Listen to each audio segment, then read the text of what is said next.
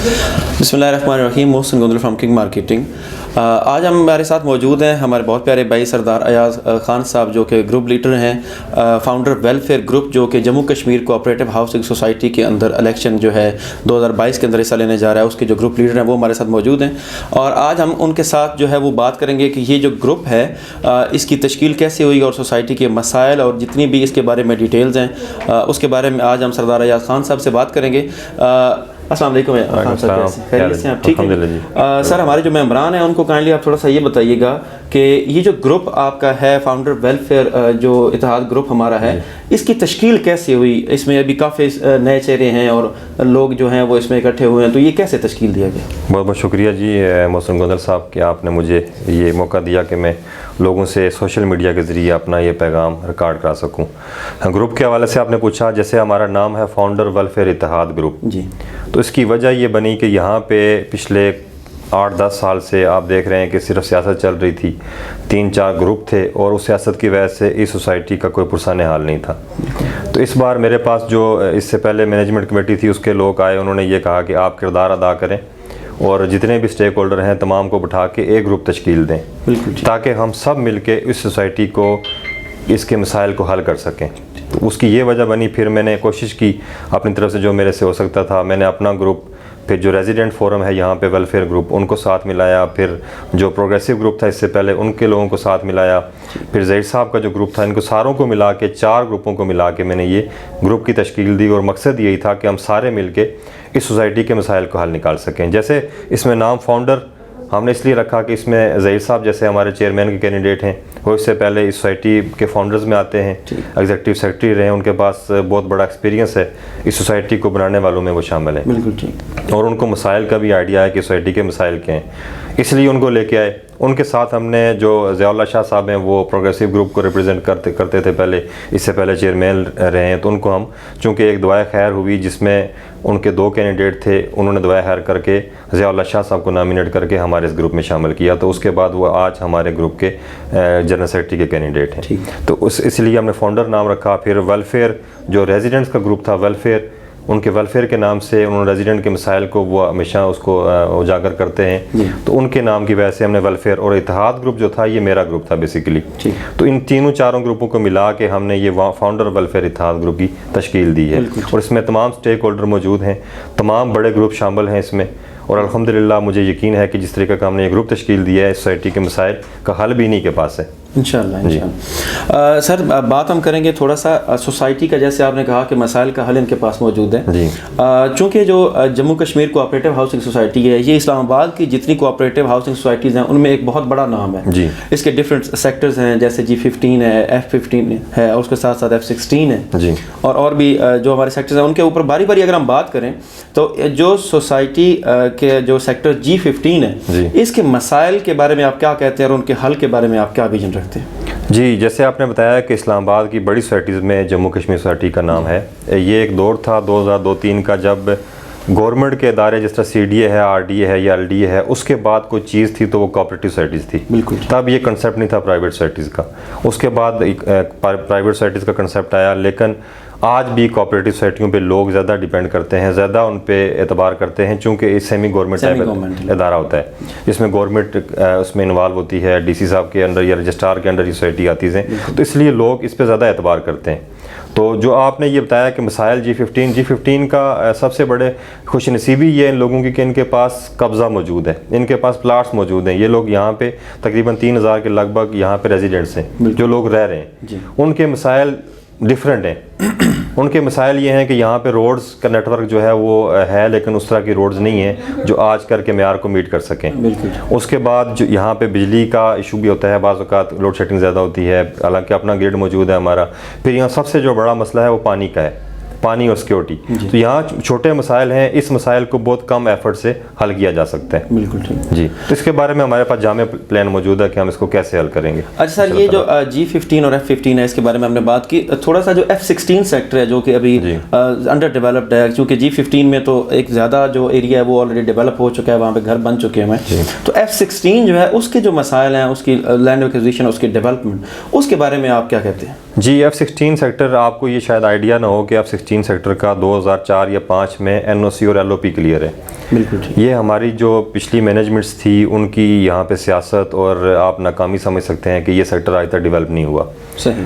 अभी जो हमने ये प्लान किया है कि F-16 में ज़हीर साहब को लाने का मकसद ये था कि ज़हीर साहब के यहाँ के जो मकामी ज़िम्मेदार हैं उनके साथ बड़े करीबी मरासम हैं, बिल्कुल, तो उनके लिए ये मसले हल करना कोई इशू नहीं है। मैं ये तमाम F-16 के लोगों को यकीन दिलाता हूँ कि इनके जो मसाइल हैं, F-16 की जो लैंड एक्विजिशन है या उस पर डेवलपमेंट है, वो हमारा ग्रुप ही कर सकता है, चूँकि इन्होंने बयाने किए हैं, इन्होंने पेमेंट्स की हुई है, इनको एक एक चीज़ का पता है कि कौन सी ज़मीन हमने किससे ली है और वो ज़मीन कहाँ है।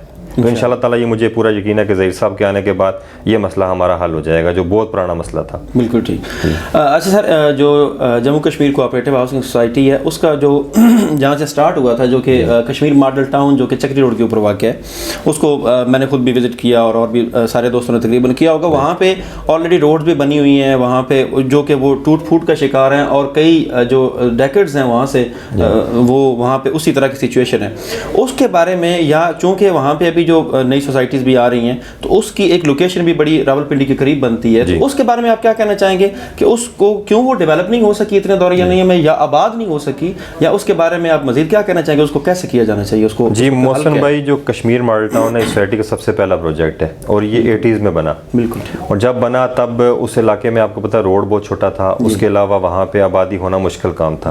अब तो चूँकि जो चक्री रोड है वो इस टाइम सबका मरकज़ निगाह वही है, तमाम सोसाइटीज़ वहीं पे आ रही हैं, वहीं पे डेवलपमेंट हो रही है। उसकी वजह यह है कि एयरपोर्ट इस साइड पे आ गया, फिर जो इकोनॉमिक कॉरिडोर है वो आ रहा है, फिर उसके बाद और चीज़ें बेशुमार इस एरिए में आती जा रही हैं। तो आजकल जो हब है वो चक्री रोड ही है जहाँ बिज़नेस हो रहा है, क्योंकि आप खुद वहाँ सोसाइटीज़ करते हैं तो वहाँ पे इस टाइम जो प्लाट्स हैं वो जो आम सोसाइटीज़ हैं, छोटी छोटी सोसाइटीज़, उसके प्लाट की कीमत हमसे बहुत आगे है। तो डेवलपमेंट ना होने की वजह, डेवलपमेंट तो हो चुकी है वहाँ, वो डेवलपमेंट हो चुकी है, उसकी रिहेबिलिटेशन अभी चाहिए जी। वो टूट फूट का शिकार है, उसको बस हमने रिहेबिलिटेट करना है और वहाँ पे आबादी के लिए कोशिश करनी है। आज से पहले चूँकि ये पुराना सेक्टर था, उस टाइम वहाँ पे हालात नहीं थे कि लोग आबाद हो सकें, लोगों ने वहाँ पे आना मुनासिब नहीं समझा। अब वहाँ पे ऐसे हालात हैं कि जगह हमारी इंशाल्लाह ताला जो मैनेजमेंट कमेटी आएगी उसको प्रायोरिटी बुनियादों पे हमने KMT को डेवलप करना है, जो उसकी रिहेबिलिटेशन करनी है हमने, और लोगों को वहाँ आबादकारी के लिए कोशिश करनी है। बिल्कुल ठीक। जब आबादकारी करेंगे, जैसे आपको आइडिया होगा कि वहाँ पे रॉ लैंड जो है उसकी कीमतें बहुत ऊपर हैं, बिल्कुल, और हमारे जो इस सोसाइटी के प्लाट्स उनकी कीमत काफ़ी डाउन है। तो इंशाल्लाह ताला मुझे पूरा यकीन है कि हमारी मैनेजमेंट कमेटी आएगी, एक तो इसकी प्राइसेस में अप्रिसिएशन होगी, दूसरा वहाँ पे हमारे पास पूरा प्लान है कि कैसे हम आबादकारी करें, वहाँ पे लोगों को कैसे आबाद करें इंशाल्लाह।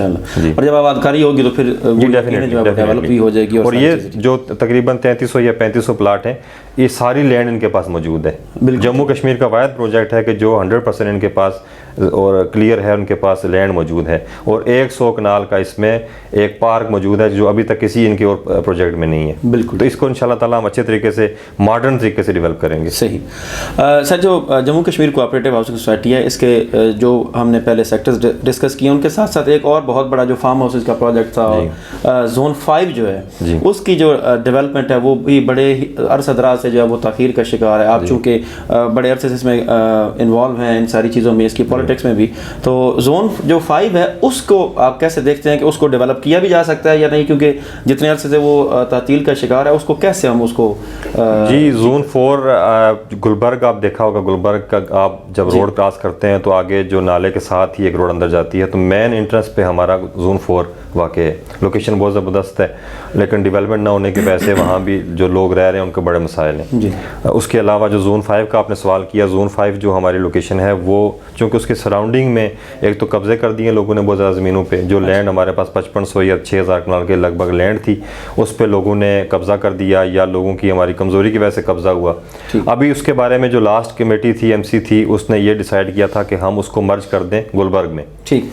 तो उसकी तो ये है प्लानिंग उन्होंने की हुई है। अगर हम इंशाल्लाह ताला हमारी मैनेजमेंट कमेटी आती है तो उसमें हम देखेंगे। उसकी ना कंप्लीट होने की वजह ये थी कि जो लोग हमारे साथ शामिल हुए उन्होंने ये बताया कि शायद अंडर द टेबल कोई ऐसी डील थी कि जिसकी वजह से वो डील तोड़ नहीं चढ़ने दी गई। सही। तो इंशाल्लाह ताला जब हमारी ये मैनेजमेंट कमेटी आएगी, फाउंडर वेलफेयर इत्तेहाद ग्रुप जब आ जाएगा, तो इंशाल्लाह ताला ट्रांसपेरेंट तरीके से हम लोग ये डील करके उन लोगों को इस अंदाज में शामिल करेंगे कि ताकि उन लोगों को बहुत बड़ा बर्डन भी ना पड़े उनके ऊपर, और गुलबर्ग में जब उनका नाम लगेगा तो इंशाल्लाह ताला उनको वहाँ पे फ़ायदा होगा और वो रहने के काबिल हो जाएगी। बिल्कुल ठीक इंशाल्लाह जी। अच्छा सर, एक और बात भी है कि कोई भी जो सोसाइटी है, चाहे वो कोऑपरेटिव हाउसिंग सोसाइटी हो या प्राइवेट हो, वहाँ पे डीलर्स जो है वो उनका एक बड़ा अहम किरदार होता है, जैसे कि खासकर जो कोऑपरेटिव सोसाइटीज़ हैं उनके अंदर भी।